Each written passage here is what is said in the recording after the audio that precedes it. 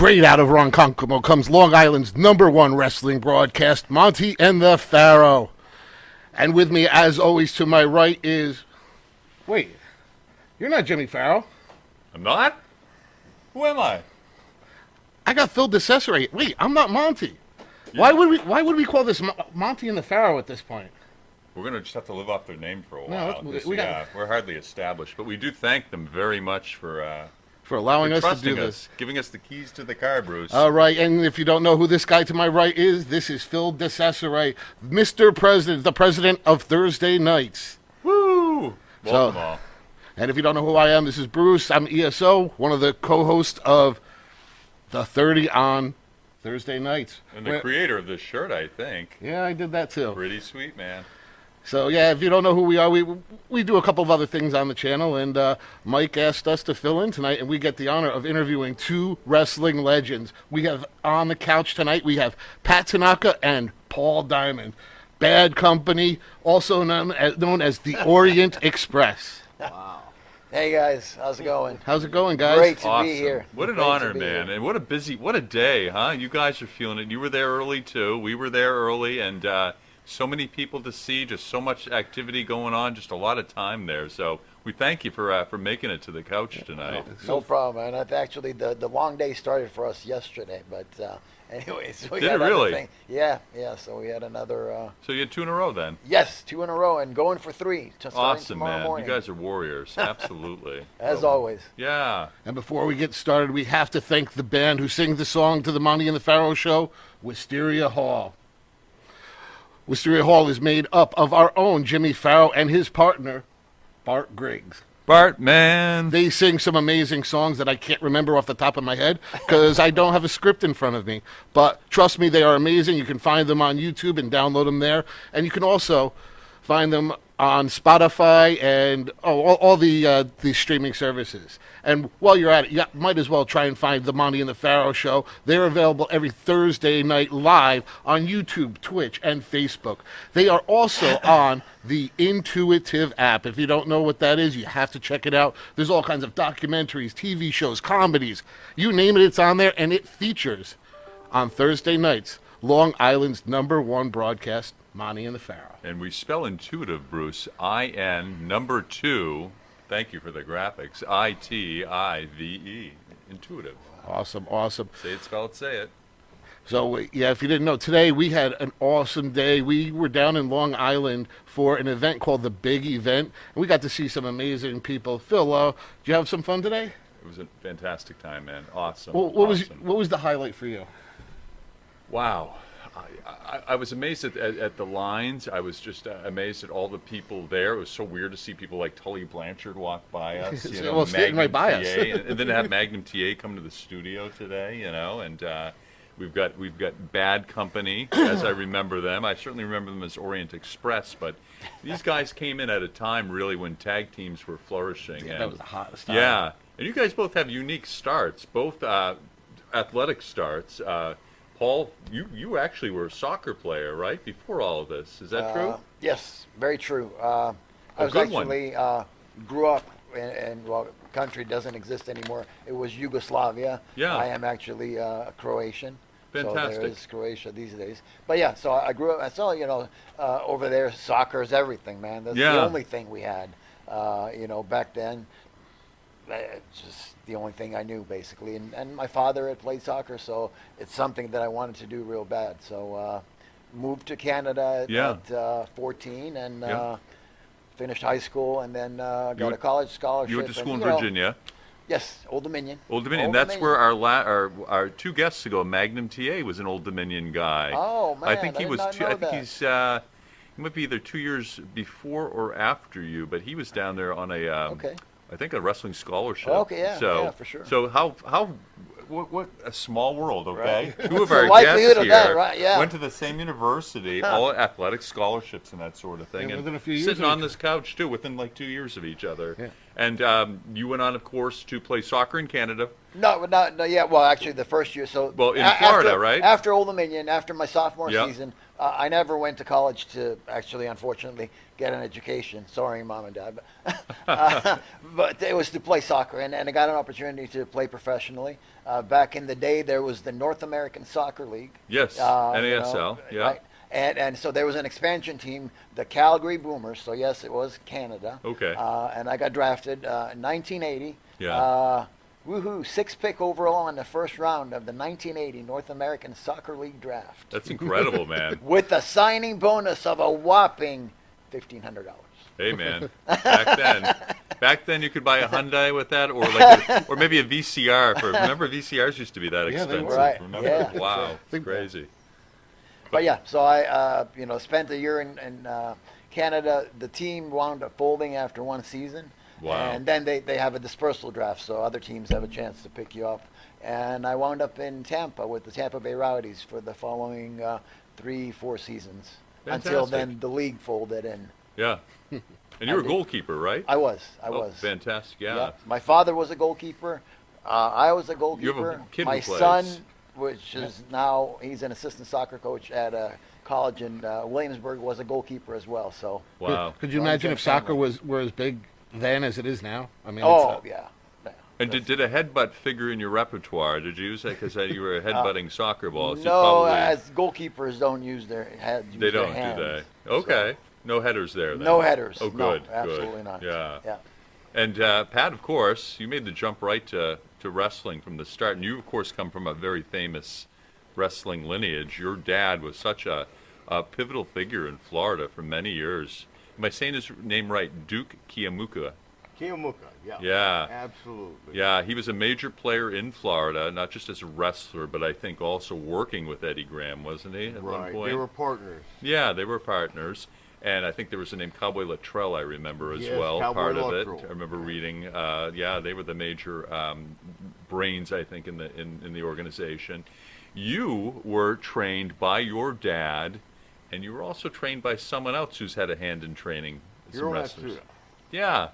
So tell us a little bit about Hiro. Well, I'll tell you what. He was the real deal. Yeah. No doubt about it.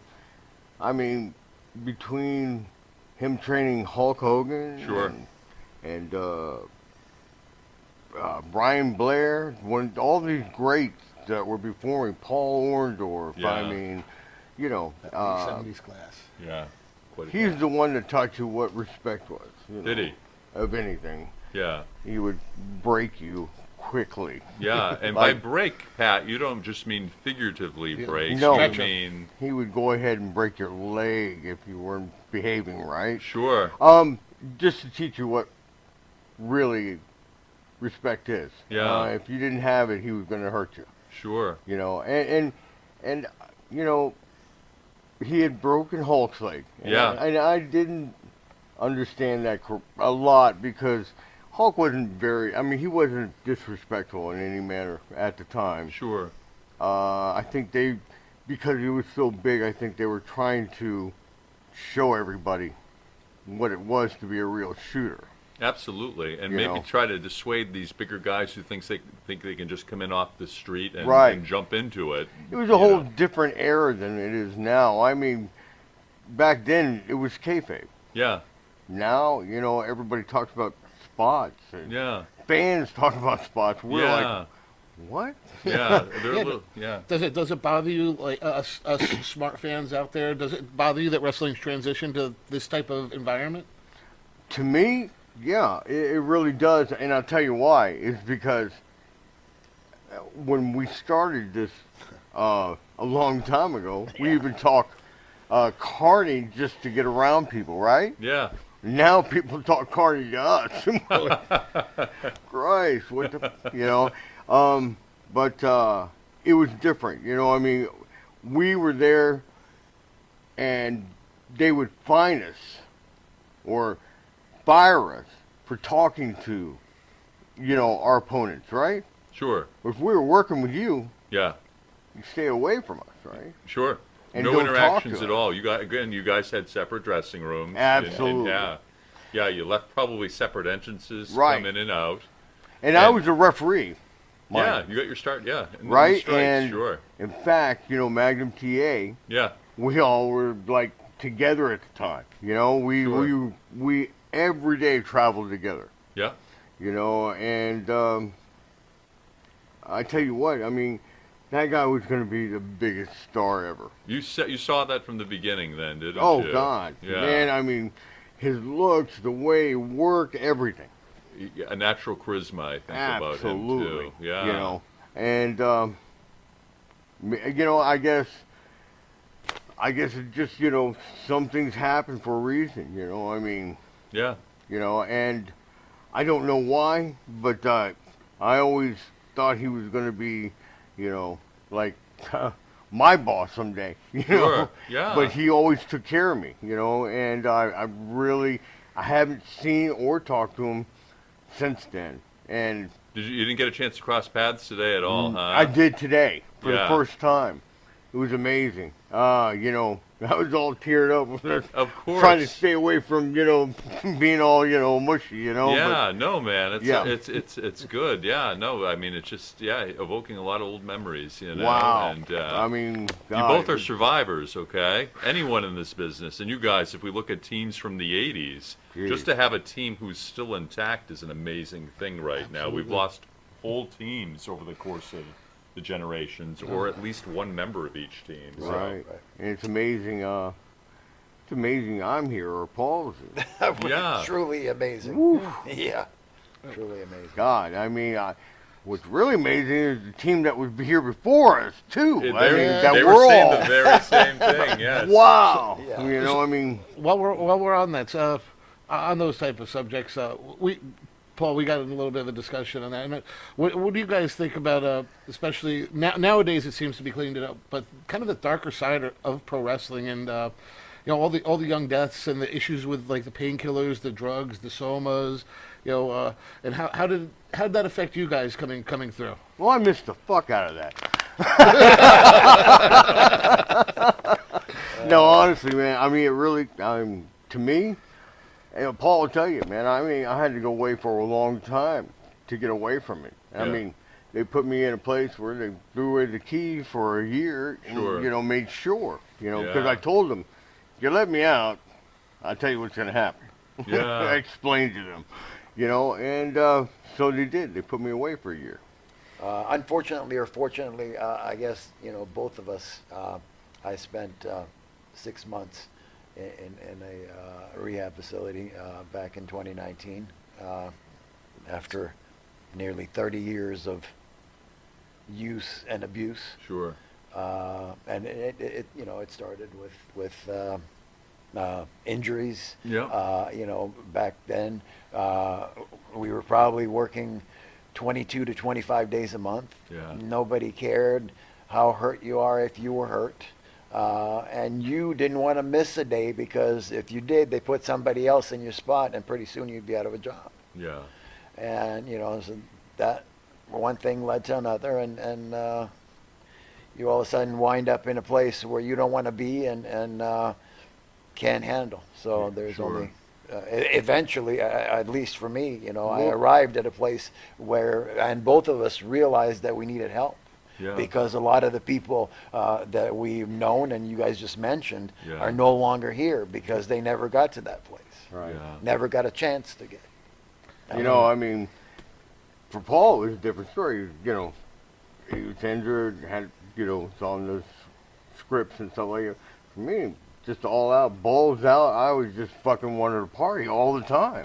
Well, you worked with some teams, and again, you came up at a time when it was these young, flashy teams, and again, your style was very. It's also the rock and roll era of It's the the 80s. rock and roll. You're exactly I mean, right. that's- You were, yeah. I mean, aside from teams called the Rock and Roll Express, the Midnight Rockers, the Rock and Roll RPMs, all teams that you guys have faced before. It was rock and roll 24/7, man. You ain't You know. kidding. You know what though? So I'm going to just break in here just for a second. I think that obviously we've discussed this a lot of times.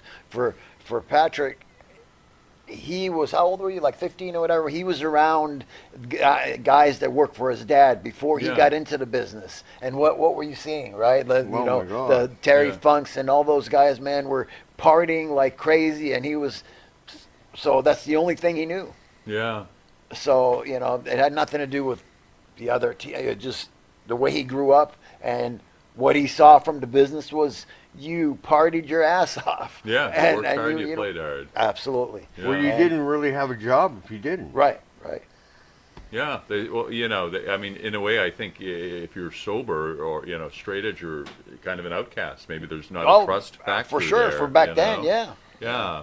So I mean, I guess everyone bonded at the bar, so to speak. And I I you know, mean, and, our biggest break was out of partying, pretty much party with Wahoo McDaniels and Ray Stevens. Wahoo could tear it. Well, yeah. You bring up two interesting names, Pat. Two They names were that we our heard heroes, early. man. Yeah. Well. Fuck. For many reasons, those two names are very interesting. The Nasty Boys, who were just in earlier, and who were very kind and to you guys. know, and, yeah. Yeah. Gotcha. Mentioned that they were fired in the AWA by those two very guys. Who, last time I checked, weren't choir boys in church. No. How you get fired by them, I have no clue. I mean, Yeah, you must have to be pretty nasty to do that. And they were But- that for sure. Yeah, but Pat got to see these guys in their heyday, in their infamy, and be a part of it, And you were a young kid growing up, and that's very what you see, man. impressionable. What am I going to do? Yeah. I'm going to follow that. Yeah. like Paul watched pro wrestling when he was. Me, it was a whole different world. We weren't allowed to watch it. Isn't that interesting? My dad kept us away. You never went down to the armory or anywhere Well, to. he took us like a couple times, and I Yeah. saw Jack and Jerry wrestle. I can't remember who they were wrestling, but man, I mean, they had me going. You know what I'm saying? Even though, I thought it was work. My dad would never tell us it's a work. Yeah, He would kayfabe all the way. I mean, I told him. I came home from school one day and I said, "Dad, is that stuff fake like that?" I've never been hit so hard in my life. I bet. Oh, Pat. Yeah, and that's the last time I ever asked, And I saw my gym school teacher ask my old man and called my old man, "Hey, you do that fake stuff still like that?" And my old man chopped him, Wow. knocked Did him he? on his ass. Wow. And, yeah, we lost a lot of money on that one. But I mean, it was crazy growing up like that, So I was lost Yeah. because between knowing it's a work, because I was an amateur wrestler, Oh, yeah. and I was really lost because I didn't know what to do. I didn't know, can I say it's a work, to my friends or Yeah. You're walking on eggshells and my old man about would this. say, "I'd kill you if you did," Yeah. And And he It's didn't want crazy. you to see him suffering in the ring, thinking this is really happening to him. So I was a kid, yeah, I mean, that can it was different. sure very. damaging too. Yeah. I mean, I could remember just crazy stuff happening back then, And your styles evolved over the years, and of course, being a tag team, I think that gives you just a better structure or ability to practice double teaming moves, high flying, and that sort of thing. You guys are both very athletic in the ring. Paul had a very athletic look to you, and still you guys are still keeping above board here and staying in shape. And Pat, the bumps you took are, again, Legend. Pat's sitting on a couch, mind you, today, and he's, if you don't mind me saying, has a little bit of a headache from the day's activities, and I have to wonder how much of that isn't just residual from those spinning clotheslines or those backdrops where you do, what I want to ask what possesses you to go that extra distance to, and I mean, it made your opponents look amazing. you absolutely making your opponents look amazing. Now, what would your dad have thought of that, the style of that style? Do you think that was impressed with that? Well, to tell you the truth, it wasn't because I was trying to go that extra mile. It was because I knew. I mean, if you look at me, you look at Paul, right? I had no body. I didn't have the looks Paul had. He was ripped to shreds, You know, I'm a little doughboy walking around, you know, and But you had well, great I knew what I outfits. had to do. I knew what my job was. And it was unbelievable. I You mean, know? to this day, I think that work stands, which is really saying something. I've never Very seen good. anyone take a faster bump than. Yeah. Right? You know, because if you think about it, I mean, Paul looked great, ripped to shreds, good-looking Absolutely. guy. You know, here I am. You know, I'm trying to think. You know, what can I do? What do I bring to this team? You know. Yeah. And so I had to work it hard to where, man, I said I'm gonna make this guy look like God out there. You know. And when we worked with the Doom, Yeah. everybody thought that you're just going to be job boy for him. Well, hell, I'm going to make sure I'm going to be the best job boy I've ever been in my life, you know? And I'm sure that I would assume that they would be appreciative in response They were, to the and efforts. we we enjoyed it another immensely, great man. tag It team, was too. great, Yeah. and It actually was the best times of our lives working with the, them, too. Yeah, that was the one- people they in the were- office appreciated it too. You know, Yeah. it was. I think we were on tour in Canada, and Pat Patterson was in Montreal, Yeah. and we worked Legion of Doom. And man, the next week we got a hefty bonus on our check, which was really, wow. They really did Yeah. appreciate what we did. But yeah, we Yeah, you don't often hear of that either. bumped you our know? asses off. Yeah. Well, again, you worked with great talent in the AWA when you were there, and certainly when you were Oh yeah, yeah. down south. But I'm thinking of teams like Playboy Buddy Rose and Doug Wow. Summers. Well, while we're on that subject, we Yeah. actually have a question from the chat room.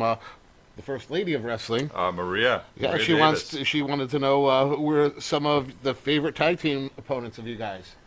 Oh well, there's one without question, which would be the Rockers. We Especially had those early days. feud in AWA, Yeah. and then of course also as Orient Express in WWF. So man, I don't know. It was just the chemistry of the four of us was unmatched, and you didn't really have to think what. I mean, it just kind of all fell into place. And everybody, and even today at the event, some people mention, oh my God, that 1991 Royal Rumble, that should be used as an instructional video. Or Yeah. something. But so it was just something that we did, and we kind of were a little bit ahead of our time. But yeah, the four of us, man, we could once we got together. Sure. Just nothing was So- impossible. So while we're on the subject of the Rockers, so back in your earlier days, back in San Antonio, I hear you had a tag team partner that would later become known as the showstopper there, and I did, and I don't know, how many people are aware. When I started, the second place I had a job was in San Antonio, Texas All-Star Wrestling, which was known as Southwest Championship Blanchard. Wrestling. Well, Joe Blanchard owned that and wound up selling it to a guy named Fred Barron. Yeah. And Shawn Michaels at the time, he was working for Bill Watts in Louisiana, and his home is San Antonio. So they brought him back home, Yeah. and he was 19 years old. There, few pictures floating around. I mean, it's amazing the difference that you see. He was that. actually a But- kid back He then. wa- Yes, looks very, like a very, kid. very Was much a so. kid, A yeah. Yeah, he was soft, 19 years old. skinny, Yep. short hair kid, right? And but they were looking to put together a babyface tag team, and the way it worked out is Sean and I became the American Force. Oh. Half of it was Croatian, Canadian, I and was the just other gonna half. say, yeah. And before Sean came in the picture of American Force, you had another partner. I did actually. few- Go ahead. Yeah. Frankie the Thumper Lancaster was Okay. one of them, and Nick Kaniski was the Yes, other. who was decidedly not an American himself No, either. so it was a Canadian Yeah. force actually at that time. Yeah. Yes. Well, it's nice that you were both foreign-born, yet you were faces, right? Right, Because yeah. they seem to make Canadians into heels a lot of the time, and usually True. foreign heels. Yeah. you No. know? No. Yeah. Right. But yeah. Yeah. So- But obviously, so I was there. Neither of those guys really worked out for what they were looking for, and Yeah. and by that time, Sean had just returned from Louisiana. Yeah. And they was gonna give it a try, with him and I. Yeah. And actually, they gave us a good push there, and no, it worked out pretty well. I think we'd at that point they were trying to get at least a sort of somewhat of a big show. So the sheep herders, are better known as the bushwhackers, they brought them in. I got to see Luke. Yes. Yes, and we wound up working with those guys Sure. as the sheep herders in San Antonio at one of the shows. And So. boy, were they hardcore and They were they hardcore. were. So that must have As been hardcore Yeah. gets. Yeah. Yeah, they were one of the originators. Who else was doing it back then? Maybe Abdullah. Yeah, Brody and Brody, a few yeah. others like that. Southwest seemed to be Well, they or were at least they were the old they were Southwest booking used to at the be. time, and they were blood and guts. They So were. that's what Southwest Yes. was. It was. Absolutely. Oh yeah. So there's some crazy spot. They used to be on the USA Network for Yes, a while right too. before Vince took that Yeah. away from him. Yeah. So even after this time, we had a little bit of a conversation earlier, which was something that was pretty enlightening about Shawn Michaels. So Yeah. even back when you were tagging with him, he didn't exactly want to be a tag team wrestler. No, he made it perfectly clear from day one that we were a tag team, that he was going to be a singles wrestler, right? And so a few months later, his trainer Jose Lothario got him a Supersock, job yeah. with Vince Vern Gagne in Minneapolis, and Shawn was on his way and ready to hit the big time. And what do you get, Marty? Yeah. For the next, which I wasn't a bad thing. Obviously, he needed that to get to the eventual point where he's at. Yeah, it's kind of crazy how you look at that tag team. I don't know about you guys. When I look at them in the beginning, I look at Marty as the more experienced. He really seemed to lead that tag team in the beginning, and then Yeah. over that course of that 8 years, how much that flip flopped. Yeah, well, and that's true. I think, and from day one, Shawn saw the trophy. He knew what he wanted. His eye was on that prize. Marty's trophy was partying. Yeah. So The woman that's of the how night. things It still sorta- is, I think. What's- Yes, right. God love You know, him. God yeah. love him. Yeah, oh, absolutely, absolutely. But yeah, so they definitely did flip around because, like I said, Shawn definitely always could see what he wanted. Yeah, And he had the there was prize in nothing front was of going him. to stop him. Yeah. To get that. Yeah, and I guess that leads into getting into the Tennessee territories, where I guess you picked up that new tag team partner. Yeah, right. Yeah, Yeah. you So seemed to kinda latch onto for a couple of years. After Shawn left Texas for the AWA, I was left by myself, and Gary Hart actually had just started booking, and then it just wasn't working out. Yeah. And so he managed to send me to Tennessee shortly after Shawn had left. And when I first got there, Pat, I worked as a babyface, and Pat still wasn't there. Shortly after, he showed up there from Crockett's from Carolina, and one thing led to another, and we wound up, as a tag team, never ever imagining that we'd be sitting here, years and 30 years years, later, 35, 40 years later. right? And having had the kind of career that we did, but yeah, no, I mean, we finally got put together. Jeff Jarrett had just started wrestling, Sure. and Pat had a heck of a storyline program with Jeff when Jeff first started, and then it got me involved in it, turned me heel, where we, Jerry Jarrett wanted to make Jeff, a superhero, so we both of Yeah. us couldn't beat him up. Yeah, But of course. yeah, so that's how we wound up together, and then eventually the name of Bad Company. But it was kind of a slow process, and obviously, it's going to take time for you to realize, hey, this might be something we could do long term. Sure. And then from there, it was on to the So what- snowier white north. Well, I want to while we're still back there. Yeah. So originally Number they one had tomorrow night we actually have in studio Harvey Whippleman, and Aha, yeah. so I hear that Harvey, was one of your original better- managers. Better known as Downtown Don Bruno, yeah. Yes, yeah. Actually, at the time that we were there, also a young Paul Heyman was there, Yeah. and we really wanted Paul Heyman as our manager. You saw something. in Well, Paul we Heyman. didn't get Paul Heyman. We got Downtown Bruno. Yeah. So My I'm God. not sure why or how. Might have been a blessing. Paul managed some other guys, obviously, but yeah, we thought that Paul would have been a much better fit for. Sure. Well, how What are we young would he doing? have been? But- That was just before. That was just before AWA. Yeah, but who am I to know? Like, Jerry Lawler and Jerry, they're Listen, great minds. So Absolutely. Yeah, I don't think he did too bad with the manager he came into AWA with, though. I mean, Diamond Dallas Page, that was quite a mouthpiece for you guys. Oh, Yeah. absolutely, and that's what we needed. I've always, was always aware of my shortcomings in this business, and that was the mic. Yeah. I just didn't have it. Pat knows he doesn't have it, so we needed a mouthpiece.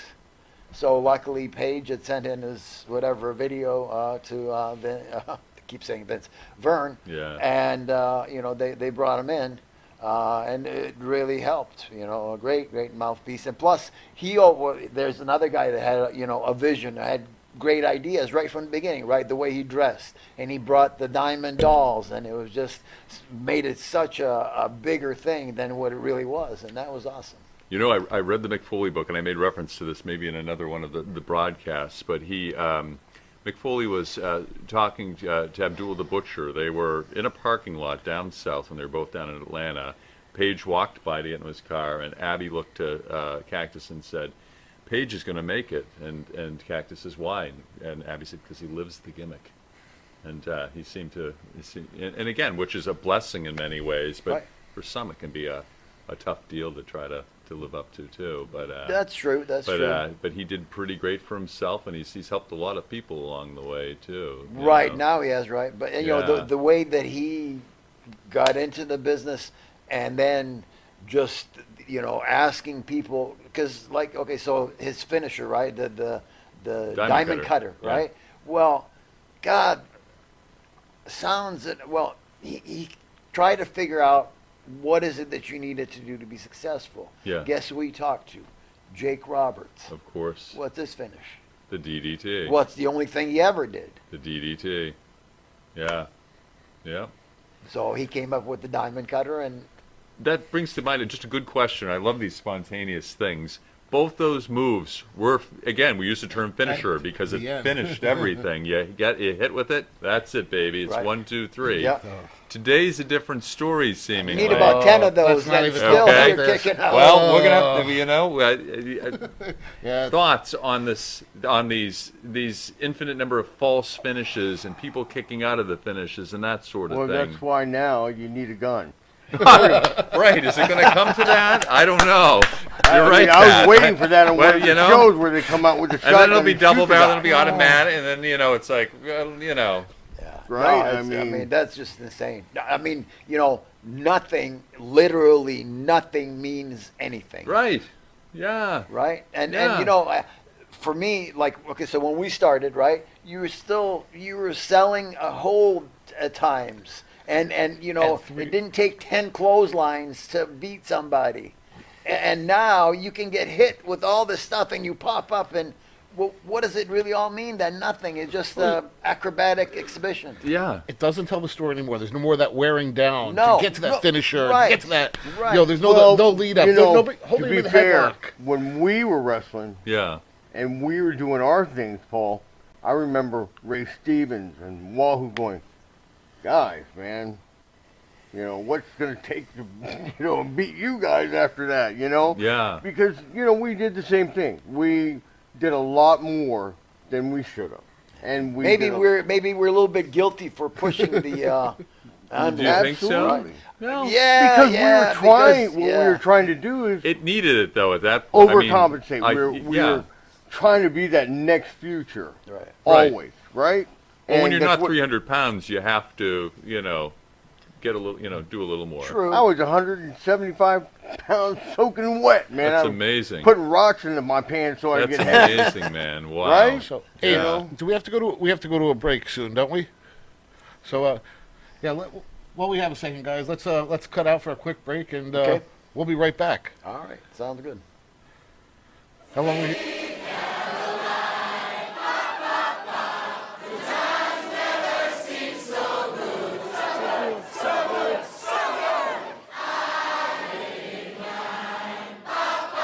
Sir? Ah, Manscaped? uh-huh. Have you tried the new equipment that's been sent? I'm afraid because it says weed whacker. I'm scared. Maven, Manscaped. What are you thinking about Love it. Manscaped, dude? Love it. What do you use it for? Necessity.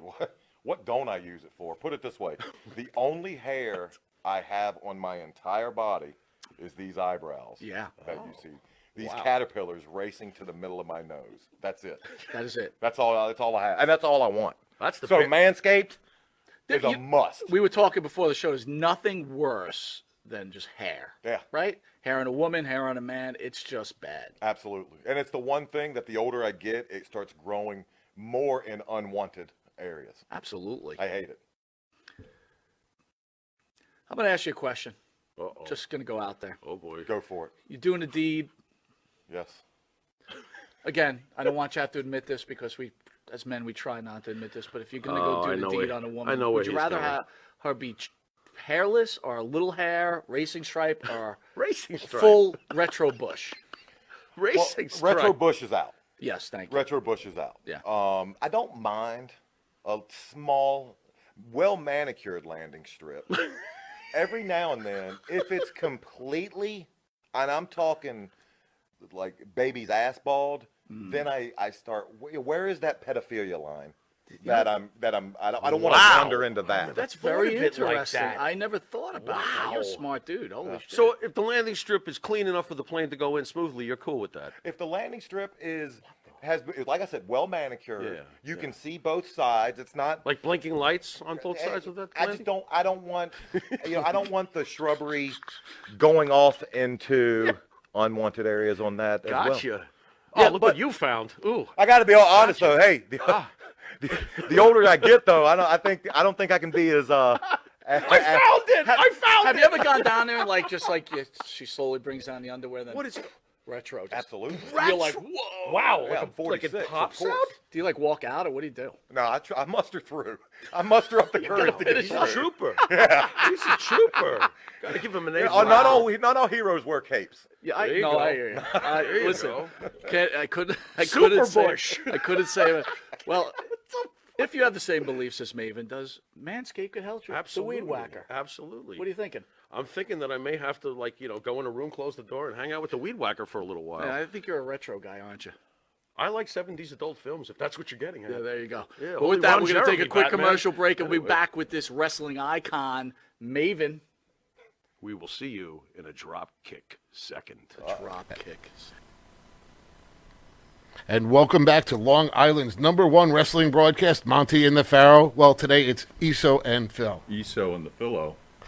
So, why don't we continue the line of questioning there? So, we're getting into the more into the out of the AWA days and more into the WWF days. Okay.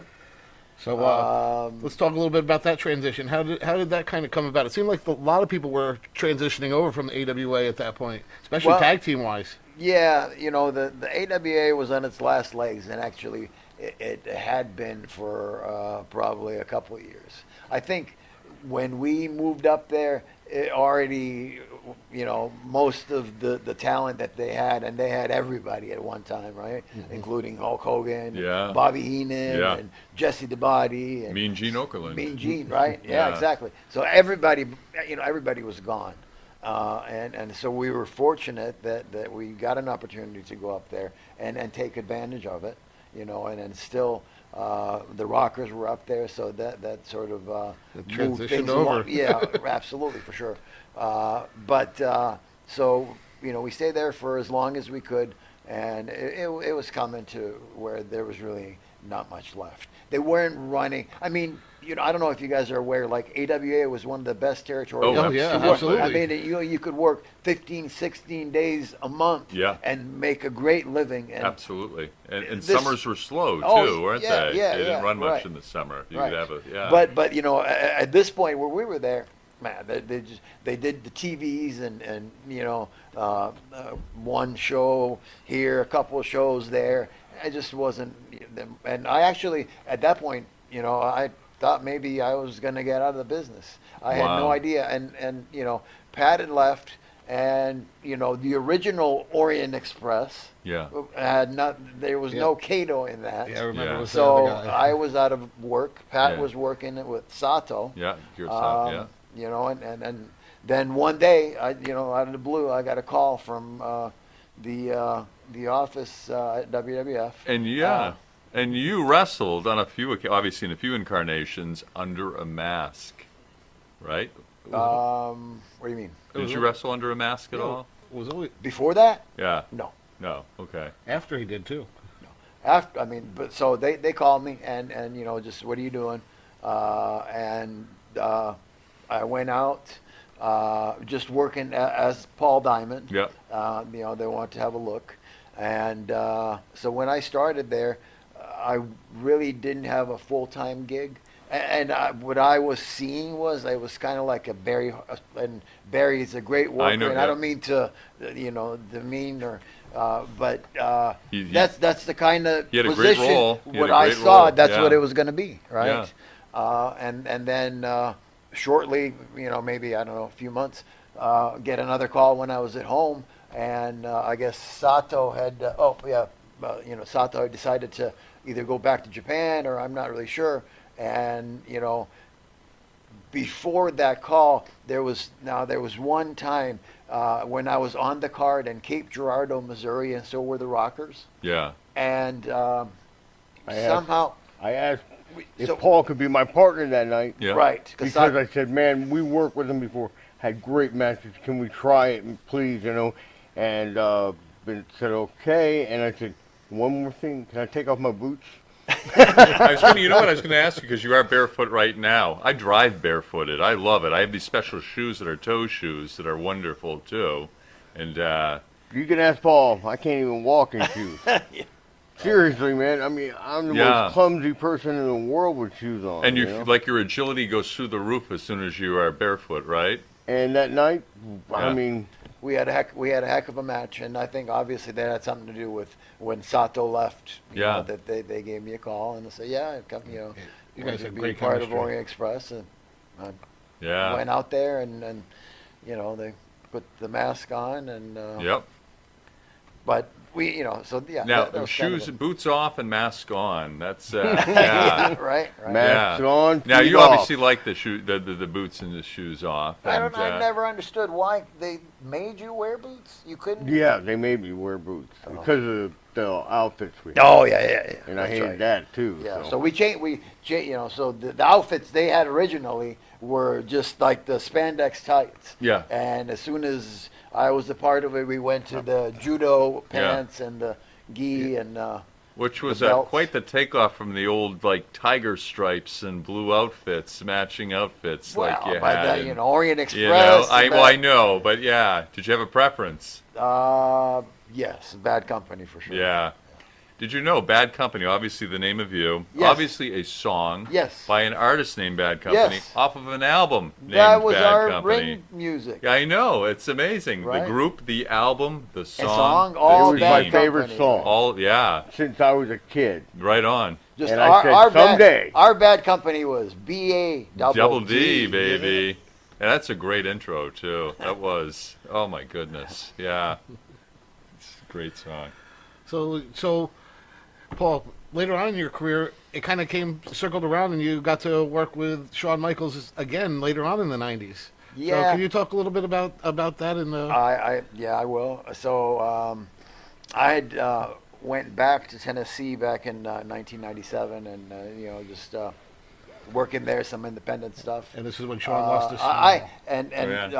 Sean, yes, but he also had a back injury, and so he was not working, and he decided he was going to start a wrestling school, and we had been in touch, and he invited me to come out and move to San Antonio and help him run that, and actually. For the time that I was there, I was like the chief bottle washer, everything that for him, and the most awesome feeling, right, was that first class that Shawn Michaels Wrestling Academy turned out. Yeah, listen to had this in it class. Listen to this class, guys. Brian Danielson, Brian Kendrick, Yeah. Lance Cade, Yeah. and there was a fourth guy, Shooter Schultz. And all those four guys, I'm sure the fans know who they are. But so WWE came to Austin. Sean had made arrangements for them to have a look at these young guys, and man, they put on a awesome tag team match, and they signed all 4 of them immediately to a developmental deal. So we were both, Sean and I were standing there watching. Wow. And I mean, I was like started to tear up, man. It was just amazing. Yeah. That we had. Yeah, all 4 of your initial students. Yeah, Right, a full right. graduating class. Right. Yeah. But I think we had talked about this before. Those guys, very talented, very determined. Brian and Brian were 18 at the. Well, so was Lance actually. 18 at the time, just out of high school. They were working at Pizza Hut to make a living so they could afford to stay in San Antonio, and they just knew what they wanted, and obviously Brian Danielson's still going strong. You have any stories of their youthful indiscretions there? You know what? No, because they were hanging out with the rest of the students, and we were sort of the trainers. So I'm trying to think if there was anything that. No, not really. I think the only thing I can really, and it wasn't that big a deal. They went to like a local show because these other guys that were locals in San Antonio, well, they were jealous because they weren't attending Shawn Michaels Wrestling Academy. Yeah. And so, but our guys like showed up and caused some trouble at a show. But no, those guys, nothing ever really, nothing bad ever happened. Good boys. Good boys. But luckily, and unfortunately, that didn't. The school itself didn't last. Primary reason, so we wound up with a half-hour TV show on San Antonio TV, and at the time we were actually getting better ratings than WCW. Wow. But all action, no filler with you guys, I bet. Right. But the problem was that Sean, for some reason, we had a difficult time getting a sponsor for the show. So the money that Sean was bringing in on the wrestling school side was going to the TV production, and so it really wasn't feasible for him to continue doing that. And his back had healed. I mean, we wound up working an angle there when the Texas Wrestling Alliance was going on, where we wind up having a hardcore match. Yeah. And that was kind of his first step of. He was, obviously, I didn't know it at the time, go back to working full-time for Vince. Yeah. But, so that was, we had made T-shirts and stuff. Actually, I have 4-4 for history. So it was April 4th of 2000, or 2000, I think it was. Yeah. And, had that match. For the ownership of the company, and so it was pretty cool. But that was the first match that he had in a while since he had the back surgery, and of course then realized that I guess he could do it for a little longer, and went back to it. So Yeah. So when did you guys get back together and start? When did you stop wrestling together, or come together after? Us? Yeah. Oh well, we stopped. was around that- 94-ish. Yeah, the new age era there. Yeah. Well, we both, we're done with with the WWF. So when the Orient Express thing, right? So the babyface teams they had at the time was the Bushwhackers, the Rockers, Heart Foundation, LOD, and we went through all 4 of those. And at that point, there was no babyface teams left for us to keep Orient Express going. So What they a just kind difference! of What split a us up. difference! And, You had 5 dominant face tag was teams that. at that point. God, tag team wrestling's really gotten lost nowadays. Are there tag teams even? Oh, I guess there's some. I haven't watched much. So. Yeah. So Pat, where did this bring you in the late '90s as he was getting? Because at that point, Paul, you had one of my least favorite gimmicks that you had, which was the Max Moon gimmick. And so as he was going into that singles push, where were you heading? I became, after that, I think, after leaving WCW, I became the booker for New Japan. And I started booking guys over there. But I made a couple mistakes. I hired the wrong people. Promised they would not misbehave. And the first night, one OD'd on the way to the show, Oh no. and the other one danced all night, and they couldn't get him in the bus. And so that didn't last long. And but then I started touring over there by myself, just going back to work.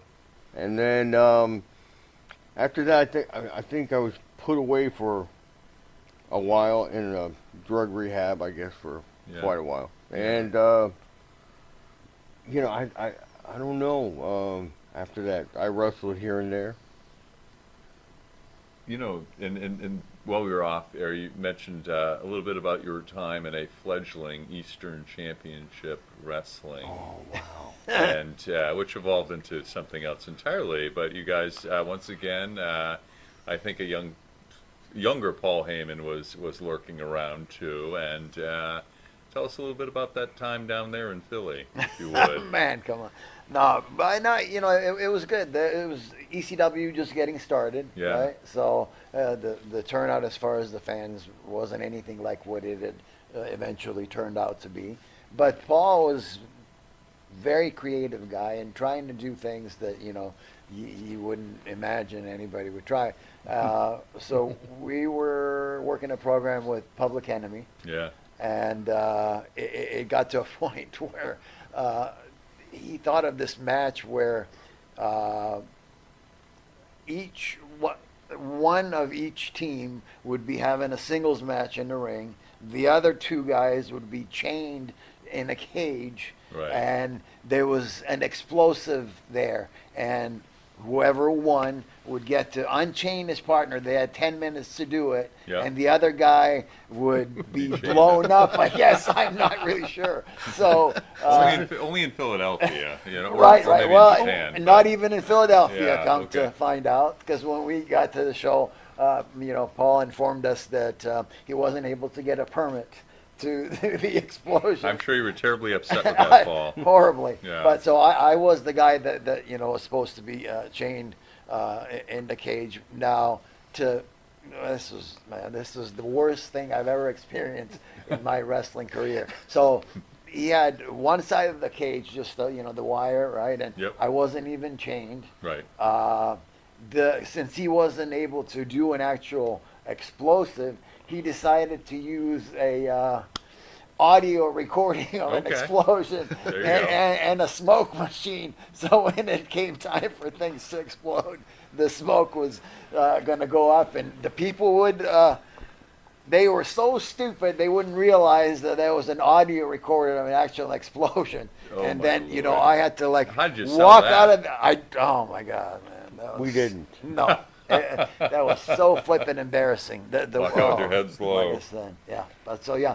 Other than that, you know, yeah, he came up with a lot of good ideas, and that wasn't one of them. No. Well, you guys were a part of the beginning of something great down there. We were, so, we were. You know, be Yeah. proud for sure.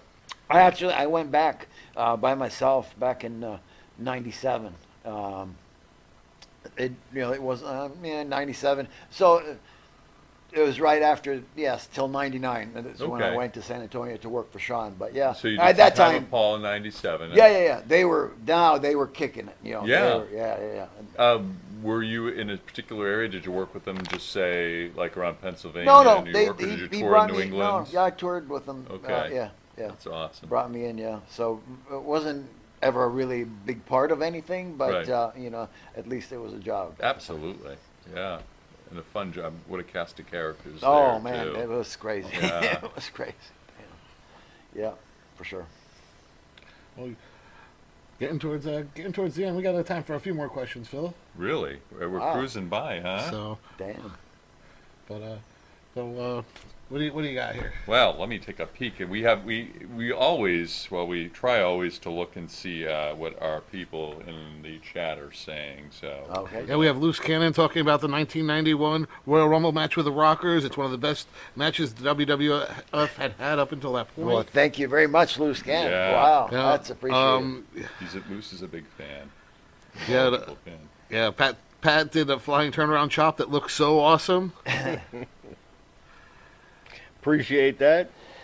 I could still do it, but I have to be lifted by a truck And Bruce and Phil are crushing it. Thank you, thank you, Luce. All right. They are, man. So- you guys rock. And Maria, I noticed your bare feet, Pat. So the bare feet are on the screen and are now famous. Oh, Hey. man. Love it. I'm going to drive home barefooted tonight. I got a 3.5-hour drive. Serious. So, well, first thing I got to do is thank Mike Monte and Jimmy Farrell for letting Phil and I come on and do this, and special thanks to our guest on the couch over here. And as always, great we pleasure. normally Very have welcome, very a welcome. Pharaoh's final question, but Pharaoh isn't sitting to my right, so I've got to lean on this guy All right. to come up with a final question. Now, guys, this could be on absolutely anything. Could be sports related. Could ask you your favorite pet animal. Yeah, he might ask you or- what you ate for dinner last night. Who knows what's going to come out of his Yeah. mouth next? Holy But Phil, let me turn it over to you. The Phil's final question. Wow.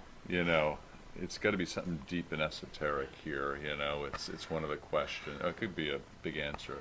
If you could do it over again, what one thing might you change?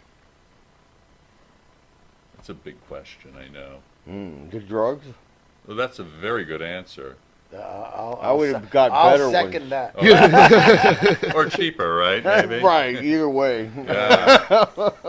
But maybe, That definitely, Yeah. it for me, Sure. it changed my life yeah, forever. yeah. Unfortunately, I had mentioned to a few of the guys that I hadn't seen for a while. My ex-wife had OD'd back in 2016, I'm sorry. and no, not even that was enough to stop me Wow. because it wasn't going to happen to me. Wow. Amazing. Well- Keep the good fight up, man. Yeah. Listen, I have to give a hand out to our great guest tonight. Thank you Yeah, guys for thank coming you, out. guys. Man, Really thank you. appreciate You it. guys having us, man. Super talents, man. Man, Thank you you, guys thank you. rock. Thank We you love for you that. all. Very appreciated. My second Great time on jumping your in. show, and I love you guys. Thank Love you you. guys. Thank you. So Appreciate it. you have been watching a special edition of Monte and the Pharaoh show, for the Phil and Esau show. and Philo show. And Phil, why don't you take us on out of here? Hey, let's get out of here. Later. Peace.